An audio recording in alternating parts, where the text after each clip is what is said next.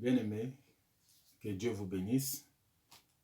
Il nous a permis en tout cas de nous retrouver pour parler de sa parole, pour partager le peu de connaissances qu'il nous a donné, afin de comprendre, d'avoir une idée sur tout ce qui va se passer dans ce temps de la fin. Et vraiment, nous lui rendons grâce, pour cette bénédiction, pour toutes ces choses qu'il nous donne. Dans ces moments difficiles, vraiment, nous allons aussi penser à tous ceux qui ont du mal à se réunir pour prier. Parce que vous savez, aujourd'hui, le monde est confiné, mais il y a des pays où les chrétiens sont confinés depuis très longtemps. Mais nous demandons à Dieu de leur donner toujours la force de pouvoir se tenir dans sa présence parce que c'est vraiment pas facile. Alors ainsi dit, nous allons aujourd'hui entamer un nouveau thème et qui est la suite des événements que nous avons déjà commencé depuis quelques mois déjà. Alors, il s'agit de 7 coupes. Rappelons que Dieu, après avoir enlevé son Église, a commencé à juger le monde. Mais ces jugements sont progressifs. Donc, des douleurs sont progressives. Et à partir de 3 ans et demi, c'est-à-dire à partir du moment où l'Antéchrist prend le règne du monde, l'Antéchrist et le faux prophète sont en train de dominer dans le monde. Et là, l'Éternel avait dit que celui qui fera alliance avec l'Antéchrist, je le détruirai. Et ceux qui se sont attachés au Seigneur, comme nous avons vu la fois passée, Jésus les a protégés. La Bible nous dit qu'ils sont cachés dans la colère de Dieu, parce que cette colère va se répandre sur tous ceux qui ne sont pas cachés en lui. Et là, nous allons commencer à voir exactement c'est quoi la colère de Dieu, les 7 coupes, les dernières coupes que l'Éternel a réservées pour ceux qui ont été rebelles à sa parole. Qu'est-ce que les coupes déjà? Puisque les coupes, nous parlons des coupes, c'est quoi les coupes? Jésus, lorsqu'il était à Gethsemane, il était terrifié. La Bible dit qu'il se battait contre lui-même parce qu'il ne voulait pas. Il ressentait la Bible dit qu'il ressentait de l'angoisse parce qu'il allait être crucifié, il allait être battu, il allait vraiment connaître des souffrances terribles. Et il a dit ceci. Il a dit, Père, si cette coupe pouvait s'éloigner de moi, mais pas ma volonté, mais la tienne. Et nous comprenons par là que quand il parle de coupe, il ne s'agit pas de malheur, il ne s'agit pas de difficulté, mais il s'agit de souffrance. Les coupes représentent les souffrances. Vous savez, il peut se passer un malheur sans qu'il y ait de souffrance. Il y a des malheurs, mais sans souffrance, ça existe. Vous pouvez marcher en rue, vous tombez, vous vous blessez. Oui, c'est un malheur. Mais ça n'implique pas nécessairement en vous une souffrance. Mais une souffrance est avant tout un malheur. Parce qu'il n'y a pas de souffrance sans que ce soit un malheur. C'est pourquoi l'Éternel, après avoir frappé, nous avons vu les 3 derniers malheurs. Et actuellement, comme les hommes ont décidé de faire alliance avec Satan, avec l'Antéchrist, et que lui maintenant s'est décidé de protéger ceux qui l'appartiennent, actuellement il va commencer à infliger au monde rebelle, des souffrances. C'est pourquoi ça s'appelle des coupes. On parle de 7 coupes, il y en a 7. Et nous allons lire aujourd'hui, nous allons faire juste l'introduction des coupes. Et dans les jours qui suivent, nous allons parler en profondeur de ce qu'il s'agit. Alors pour ça, je vous invite à prendre vos Bibles et nous allons dans l'Apocalypse au chapitre 15. L'Apocalypse chapitre 15 et nous allons commencer au premier verset. Voilà. Apocalypse chapitre 15, verset 1, je lis. Puis, je vis dans le ciel un autre signe, grand et admirable, 7 anges qui tenaient 7 fléaux, les derniers. Donc Jean voit 7 anges. Et les 7 anges avaient dans leurs mains 7 fléaux. Donc les fléaux qui sont des catastrophes. Et on dit que c'était les derniers fléaux. Puisque n'oublions pas qu'il y a eu les 7 coupes, et puis les 7 trompettes, et maintenant il y a les 7 derniers fléaux, que nous appelons les 7 coupes. Car par eux s'accomplit la colère de Dieu. Voilà. Donc nous avons vu que les hommes avaient bafoué la colère de Dieu. Ils n'ont pas fait attention à la colère de Dieu. Ils ont même mis dehors, en dehors de la ville. Et Dieu maintenant, qui veut frapper le monde. Et la Bible dit, j'envoie les 7 anges avec les 7 fléaux qui représentent la colère de Dieu. Puisque Dieu maintenant veut exterminer. Il veut frapper le monde jusqu'à la fin. Ce sont les derniers fléaux. Alors nous lisons au verset 2. Et je vis comme une mer de verre mêlée de sang.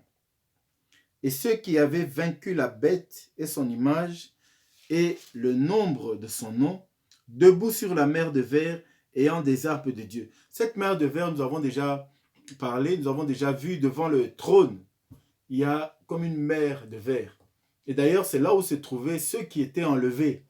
Lorsque nous avons parlé du 6e sceau, ils se retrouvaient devant le trône, c'est-à-dire sur cette grande mer de verre. Et ici, j'en vois encore la Bible nous dit, donc, comme une mer de verre mêlée de sang, ceux qui avaient vaincu la bête. Donc, ils viennent des souffrances. Ils ont vaincu la bête. Pourquoi?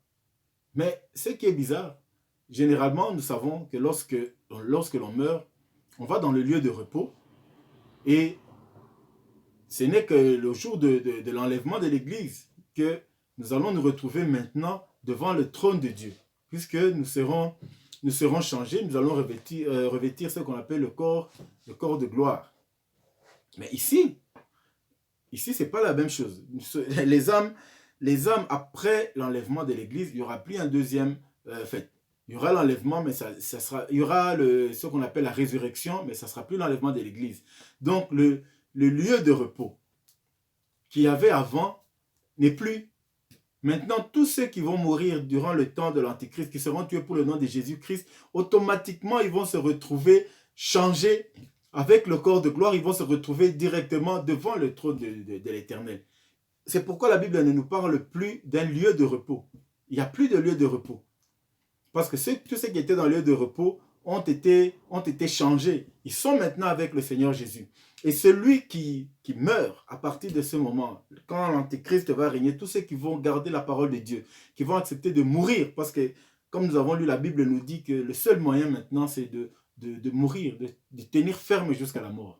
Ceux qui vont mourir vont se retrouver directement devant le trône de Dieu. Et c'est pourquoi Jean dit, je vis comme une mer de verre mêlée de feu, et ceux qui avaient vaincu la bête et son image, vous voyez, ils se retrouvaient déjà devant le trône. Et le nombre de son nom, debout sur la mer de verre, ayant des harpes de Dieu. Donc ils étaient en train de glorifier l'Éternel. Ils glorifiaient, ils chantaient donc la louange de Dieu. Parce qu'ils ont vaincu. Ils ont vaincu. Vous savez, le fait d'être tué par le diable, c'est le vaincre. Parce que vous n'avez pas accepté de marcher dans sa volonté, dans sa ruse. Et vous êtes resté attaché à Dieu. Vous êtes des vainqueurs à ce moment. Et ils chantaient des cantiques de Moïse, donc des psaumes, le serviteur de Dieu, et le cantique de l'agneau en disant, « Tes œuvres sont grandes et admirables, Seigneur Dieu Tout-Puissant.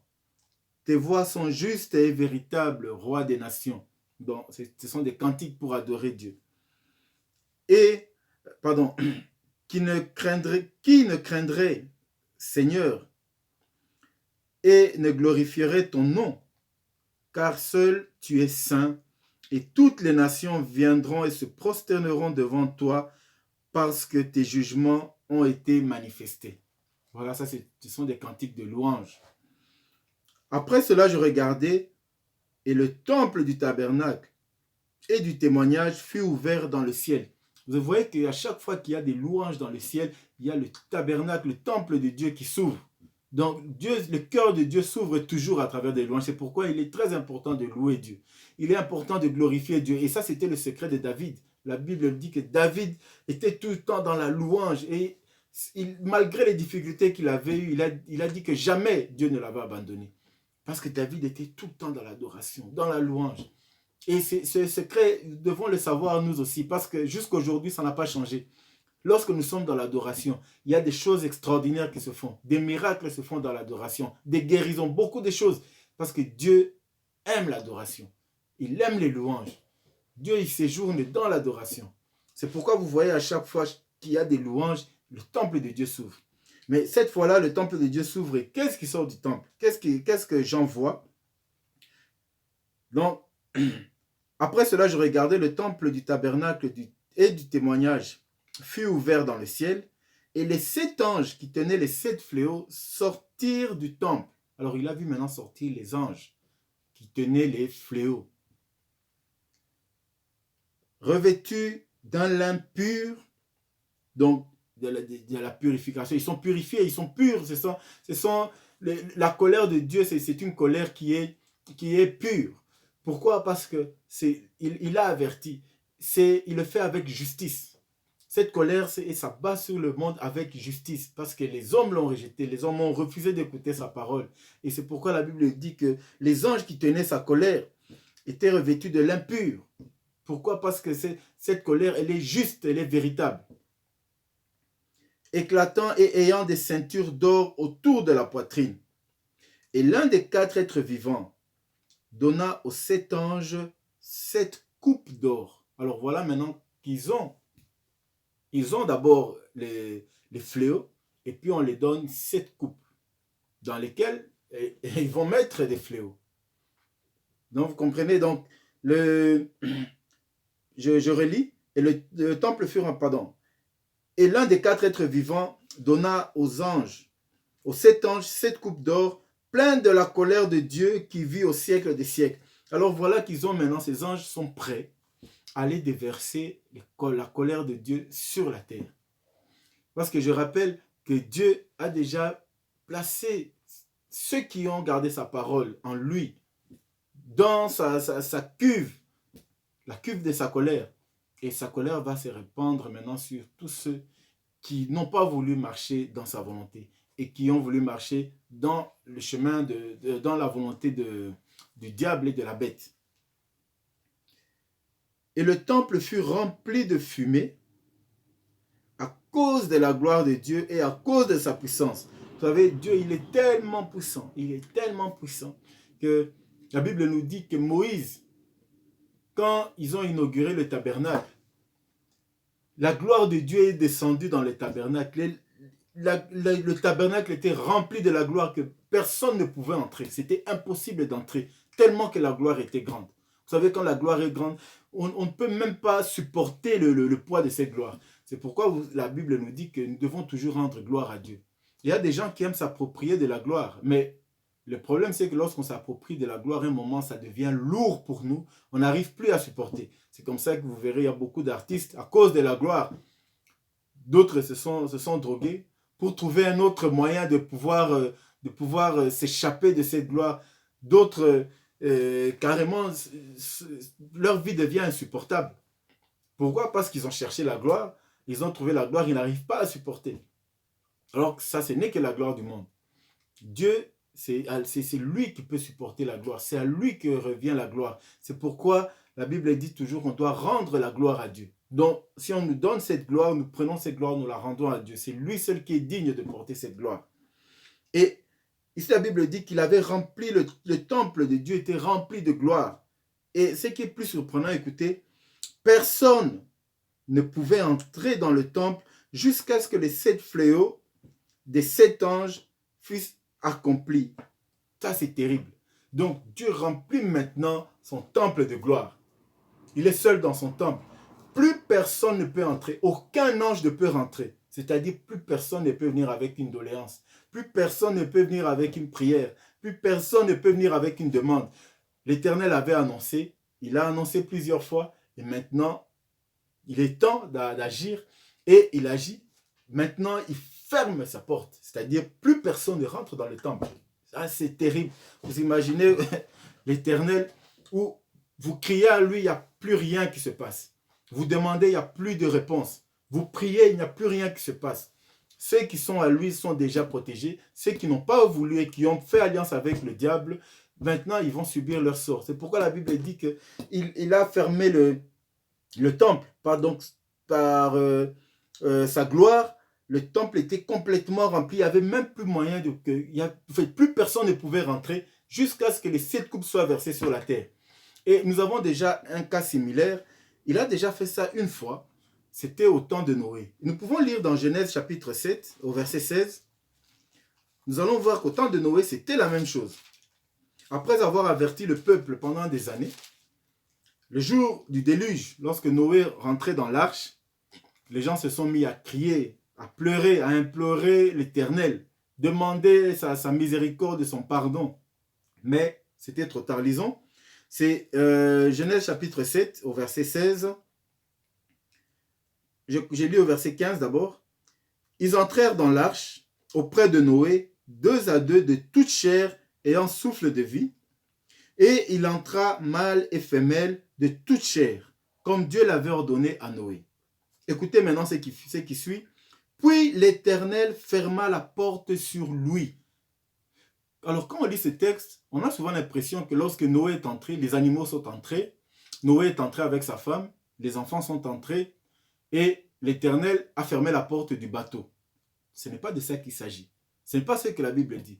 La Bible dit qu'il a fermé la porte sur lui-même l'Éternel. C'est-à-dire lorsque Noé est rentré dans le bateau. Puisqu'ils avaient déjà averti, l'homme était dans sa méchanceté et Dieu a dit, avertis ces gens, celui qui veut te suivre, qu'il vienne, celui qui ne veut pas, il périra. Personne n'a voulu suivre Noé et le temps du déluge est arrivé. Qu'est-ce qui s'est passé lorsque Noé est entré dans le bateau? Lorsqu'ils sont tous entrés, l'Éternel a fermé la porte sur lui-même, c'est-à-dire plus de prière, plus de demande de miséricorde, plus rien dont Dieu a fermé la porte. Il ne veut plus entendre quoi que ce soit. C'est comme s'il avait fermé ses oreilles. Il a dit, ils ont cherché, maintenant ils ont trouvé. Vous imaginez le jour du déluge, des bébés, des enfants, des gens qui n'avaient rien fait. Un bébé d'1 mois, comment voulez-vous un bébé d'1 mois qui meurt noyé? Qu'est-ce que ce bébé a fait? Mais nous devons savoir que lorsque les parents sont purs, les enfants sont automatiquement purs. La Bible nous dit que si l'un des parents, ça c'est l'apôtre Paul qui le dit, dans 1 Corinthiens 7, il dit que si l'un des parents est pur, automatiquement, l'autre est sanctifié et les enfants sont saints. Les enfants sont saints. Par contre, si les 2 parents ne prient pas, si aucun des parents ne prie, les enfants sont automatiquement impurs. On parle bien sûr des enfants qui n'ont pas encore cette maturité spirituelle et qui ne peuvent pas se prendre en charge spirituellement. Mais si les parents ne prient pas, les enfants sont impurs. Ne croyez pas que vous ne priez pas, vous ne voulez pas chercher la face de Dieu et vos enfants sont saints. Ce n'est pas parce qu'ils sont des enfants qu'ils sont nécessairement saints. C'est un grand mensonge. Les enfants ne sont saints que si l'un des parents est saint. C'est-à-dire si l'un des parents s'attache à Dieu. Ça peut être l'homme, ça peut être la femme. Parce que la Bible dit à travers l'homme, la femme peut être sanctifiée. À travers la femme, l'homme peut être sanctifié. Mais si l'un des deux prie déjà, les enfants sont saints. Ils seront sauvés. Mais pourquoi les enfants sont morts lors du déluge? Parce que la Bible est claire. Dieu avait demandé à ceux qui voulaient se sanctifier de suivre Noé et d'être sauvés. Mais comme ils étaient tous dans le péché, ils étaient tous, sans exception, à part la famille de Noé, ils étaient tous dans le mal. C'était eux et leurs enfants aussi étaient impurs. Même s'il avait un jour, même s'il avait quelques heures seulement de naissance, depuis sa naissance, s'il avait quelques heures ou quelques minutes même, cet enfant était impur. Pourquoi alors? Parce que lorsque nous sommes impurs, tout ce qui est à nous devient impur devant Dieu. C'est pourquoi, des fois, lorsqu'il y a des gens qui disent que non, on appelle un serviteur de Dieu, il va prier pour ma maison. Et bon, moi-même, la parole de Dieu, bon, je ne fais pas attention, je ne prie pas, bon, qui vient seulement prier pour ma maison. Il va prier, mais ça n'aura aucun effet. Parce que si tu es impur, ta maison aussi est impure. Si tu es pur devant Dieu, tout ce qui est à toi Même sans prier, tu n'as pas besoin de prier pour ta maison pour qu'elle devienne pure. Quand tu es pur, automatiquement ce qui est à toi devient pur. C'est pourquoi l'Éternel dit, c'est pourtant c'est ce que nous allons relire dans l'Apocalypse. Voilà ce qui est dit au verset 8, c'était au verset 8 chapitre 15. Et le temple fut rempli de fumée à cause de la gloire de Dieu et de sa puissance, et personne ne pouvait entrer dans le temple. Donc plus personne ne peut entrer. Donc Dieu ferme ses oreilles.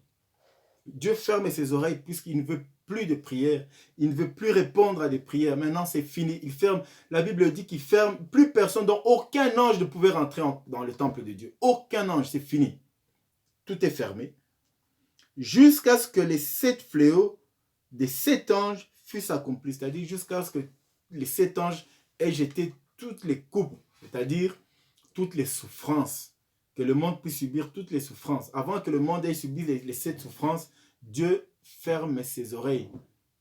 Vous voyez, ce sont des moments terribles, pénibles. Et vous allez comprendre que ceux qui ont voulu marcher dans la voie de l'Antéchrist, ils périront et ils auront des douleurs inimaginables. Voilà, frères et sœurs, ce que nous pouvons dire sur l'introduction de cette coupe. Alors, nous avons déjà compris que l'Éternel va fermer les portes. Il va fermer ses oreilles à toute prière, à toute demande, à toute requête. Et à partir de là, les coupes vont s'abattre. Ce sont les dernières coupes avant que l'Éternel vienne rétablir le royaume éternel sur la terre. Et nous allons voir prochainement en détail comment va se passer ces 7 coupes dans les temps qui vont suivre. C'est les 3 années et demie où l'Antéchrist va régner avec son gouvernement. Donc comprenez que chaque fois que l'Antéchrist voudra faire croire au monde qu'il est le maître et qu'il a la maîtrise sur tout, l'Éternel viendra frapper. Mais c'est incroyable. Donc Dieu ne le laissera pas tranquille jusqu'à ce qu'il le capture lui-même et le mette en prison. Et après, le capture et le jette dans le lac de feu pour l'éternité. Donc voilà comment va finir cette grande révélation de la fin des temps. Mais nous allons y arriver. Dieu va nous faire grâce. Prochainement, nous allons commencer à parler de la première coupe. Que Dieu vous garde et à très bientôt pour les prochains enseignements. Merci.